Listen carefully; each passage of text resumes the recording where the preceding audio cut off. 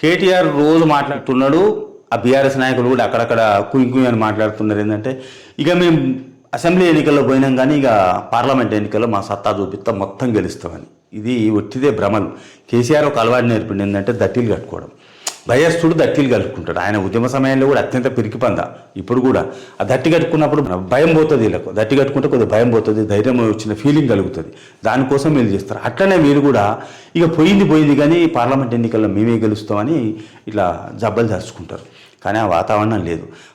మొదటి ప్రశ్న ఏంటంటే అసలు బీఆర్ఎస్ పార్టీని ఎందుకు గెలిపించాలి? ఇప్పుడు ఇది మౌలికమైనటువంటి ప్రశ్న జనంలో చర్చకు వస్తున్నది. ఒకటి, రాష్ట్రంలో కాంగ్రెస్ పార్టీ అధికారంలో ఉన్నది. రేపు జాతీయ స్థాయిలో గట్టి పోటీ ఇవ్వబోతున్నది. కాంగ్రెస్ పార్టీని సపోర్ట్ చేయడం వల్ల ఇక్కడ స్థానికంగా ఉన్నటువంటి ప్రభుత్వాన్ని సపోర్ట్ చేయవచ్చు, బలపరచవచ్చు. తద్వారా కాంగ్రెస్ పార్టీ బలం పెరిగి రాహుల్ గాంధీ అభ్యర్థిత్వం బలపడే అవకాశం ఉంది. కాంగ్రెస్ పార్టీ బలపడే అవకాశం ఉంది. అంటే ప్రభుత్వానికి అనుకూలంగా మారడం. రెండవది, కేంద్రంలో బీజేపీ ఉంది, మోడీ నాయకత్వంలో బలమైన పార్టీ ఉన్నది. ఇప్పుడు ఒకవేళ గెలిస్తే ఆయన మూడోసారి ప్రధానమంత్రి అనేది కూడా అవకాశాలు ఉన్నాయి. సో ఒకవేళ డైరెక్ట్గా బీజేపీని గెలిపిస్తారు. ఇప్పుడు పోటీ ఎక్కడ ఉంటుంది? అయితే కాంగ్రెస్ రాష్ట్ర ప్రభుత్వం ఉంది, రేపు ఢిల్లీలో పోటీ పడుతుంది కాబట్టి కాంగ్రెస్ని గెలిపించాలి.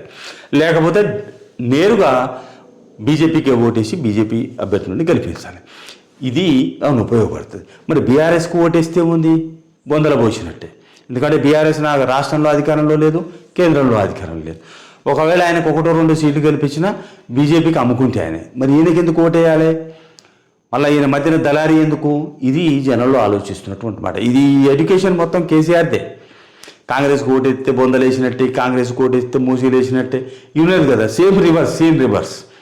ఇప్పుడు బీఆర్ఎస్కి ఓటేస్తే బొందలేసినట్టే, బీఆర్ఎస్కి ఓటేస్తే బీజేపీకి వేసినట్టే ఎందుకు? బీజేపీకి వేస్తే అయిపోద్ది కదా అని జనం ఆలోచించుకుంటుంటారు. కాబట్టి ఈ వాతావరణంలో కేసీఆర్ గిలగిలాడుకొని ఇంటింటికి పోయి కింద బొర్లు దండాలు పెట్టినా గిలగిలాడినా కానీ 1-2 సీట్ల కంటే ఎక్కువ గెలిచే పరిస్థితి లేదు. బీఆర్ఎస్ పార్టీ రేపు ఎన్నికలలో ప్రజలు ఇటువైపు చూడరు. కింద మీద అధికారం లేదు, వీళ్ళ ప్రవర్తన కూడా ఈ ఒంట్ల కొవ్వు కూడా తగ్గలేదు కాబట్టి ఇప్పట్లో వీళ్ళకి బలం ఇచ్చే అవకాశం లేదు. అయితే కాంగ్రెస్ పార్టీ లేకపోతే బీజేపీకి డైరెక్ట్ సపోర్ట్ చేసే ఉంది. నిన్ననే ఓ మిత్రునితో మాట్లాడుకున్నప్పుడు ఒక సూచనప్రాయంగా ఒక ఆలోచన చేసినప్పుడు ఎవరు ఎన్ని సీట్లు గెలుస్తారనే దాని మీద ఒక చర్చకు వచ్చింది. కొద్దిగా మళ్ళీ చర్చించుకొని కొలిక్కి వస్తుంది. ప్రస్తుతానికైతే కాంగ్రెస్ పార్టీ 11 సీట్లు గెలిచే అవకాశం. Congress party 11, BJP 3, BRS 2, MIM 1, మొత్తం 17 సీట్లు గెలిచే అవకాశం ఉంది. +or-1 అంటే ఎంఐఎం ఒకటైతే గ్యారంటీ. ఈ బీఆర్ఎస్కి 2 గెలుస్తుందా, 1 గెలుస్తుందా, లేదా బీజేపీకి 3 బదులు 4 గెలవచ్చు, లేదా కాంగ్రెస్కు 1 అటో ఇటో గెలవచ్చు. మొత్తం మీద అయితే 11, 3, 2, 1 సీట్లు గెలిచే అవకాశం ఉంది. బీఆర్ఎస్ పార్టీకి ప్రమాద ఘంటికలు మోగుతున్నాయి.